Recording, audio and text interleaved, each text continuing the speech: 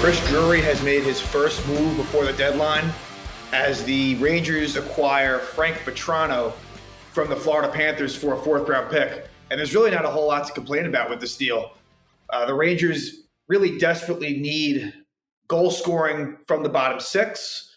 And right now, the Rangers are pretty thin in terms of depth wingers, especially with Capo Caco out with the wrist injury.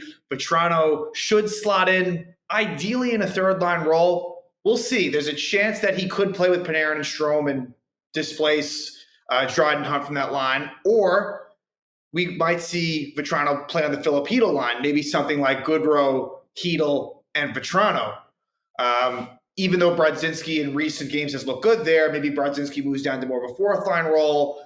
I think, to me, this means, and I've always thought this, that, Julian Gauthier, I don't think we're going to see him in the lineup too often, especially when everyone's healthy.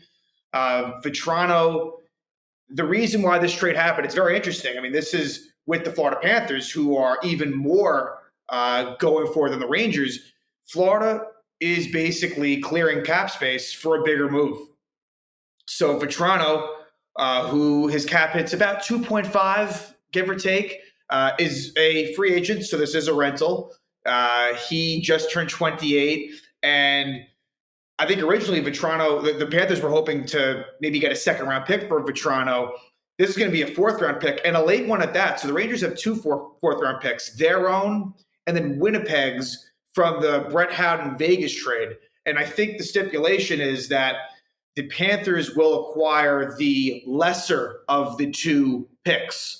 So with the Rangers doing as well they are, it's Vatrano for a late fourth-round pick. So you really can't complain a whole lot with this deal, as his skill set is something that the Rangers lack. This is a goal scorer. He has a great shot. Now, look, is he streaky? Yes. Is he undersized? Yes. But definitely an NHL player and has always been able to score goals. The Panthers are just so stacked that really he hasn't been playing a whole lot this year. But it's funny, in his last game as a Panther last night against the Sharks in San Jose, he gets the game-tying goal in the third period, and he gets the overtime winner. 2-goal night with an overtime winner for Vatrano. So a hell of a way to go out as a Panther. Definitely an offensively inclined player. Not great defensively, but is versatile, can play either wing. I've read that he can play center, but I mean, he certainly his faceoff numbers are very minimal. So I think, expect to see him on the wing, and maybe likely he'll be on that second power play unit, which isn't used a whole lot, but I think he'll get some power play time. But Vatrano, speedy, and the Rangers could use some more speed. And like I said, it'll be very interesting to see where he plays. This is someone that produces, but hasn't really played a whole lot of minutes in his career. And again, there's probably a reason for that. To go back to Vatrano's beginnings, undrafted player, starts out with the Bruins, which I'm sure for him was meaningful as he's from Massachusetts. I think he grew up a Bruin fan, if I remember correctly. That would be the logical assumption. But Vatrano has always been able to score goals. As a 21-year-old in 2016, scores 8 goals in 39 games for the Bruins. Then the next year, 10 goals in 44 games with Boston, and then struggles a little bit with in 2018. He gets traded to the Panthers, where he has a bit of a resurgence. And it's funny, at that point in time, with a struggling but younger Vatrano, that was a third-round pick that the Panthers traded away to Boston, whereas the Rangers are trading away a fourth. Again, goes to show the market, and it's good that this is a year where the Rangers are buyers, that it is a buyer's market.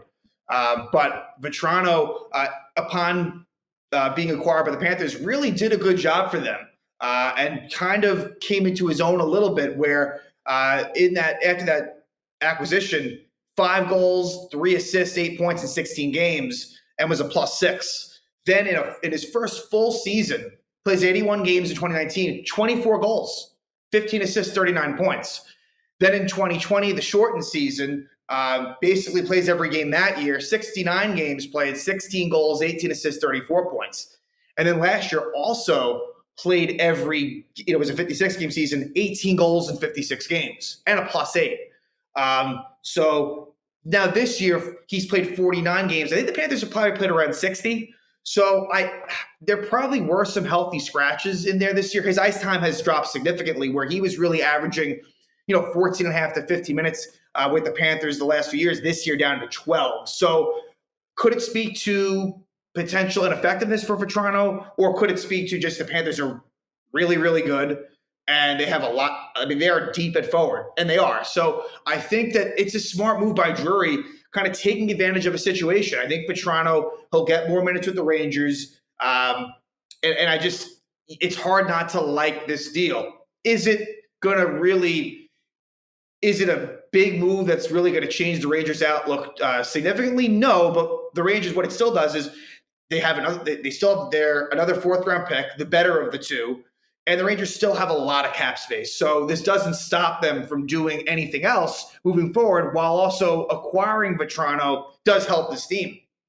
And I think the expectation is that he will be ready to go. Obviously, like I said, Florida was out in the West Coast, but I believe that Vatrano, with the game being tomorrow, I think he'll be making his debut against the Islanders. And I think that this is probably someone that the fans will like. It seems like, Bruins fans and Panthers fans feel the same way.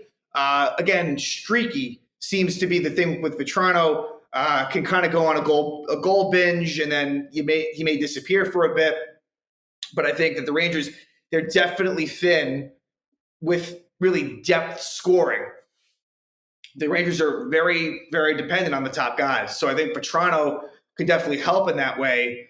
And, he's only been in the Eastern Conference. So, he was on a Panther team this season that, is ready for big things. So I think that this is a good fit. And I'm interested in seeing where Gallant places him to start. He does like Dryden Hunt with Panarin and Strome. So while it would be nice to kind of break up Dryden Hunt on that line, I could also see the positive with keeping that going and making, your bottom six stronger. And so don't be surprised that maybe Vatrano is on a line, like I said, with Goodrow and Hedl, and then maybe your fourth line temporarily, is some form of like McKegg, Brodzinski, and Reeves. Like I said, I think Gauthier is going to be looking at a lot of healthy scratches. He could even be traded by the deadline. That would not shock me. And, when Kevin Rooney comes back, I think at that point that kind of takes the McKegg spot away, although never be too sure.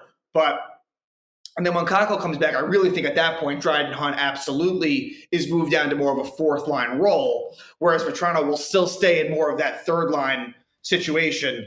But again, it's just funny how Vatrano was not a name that you heard about at all, and there you go. So, sometimes things can seem obvious, and you kind of look to more of the selling teams, but this is a situation where the Panthers really felt like, Vatrano doesn't have as much of a role on their team anymore, and they want to clear space for maybe a Claude Giroux, a Mark Giordano, and so that's kind of what led to this trade happening. So good job by Chris Drury, and excited to see what Frank Vatrano can do in a Ranger jersey.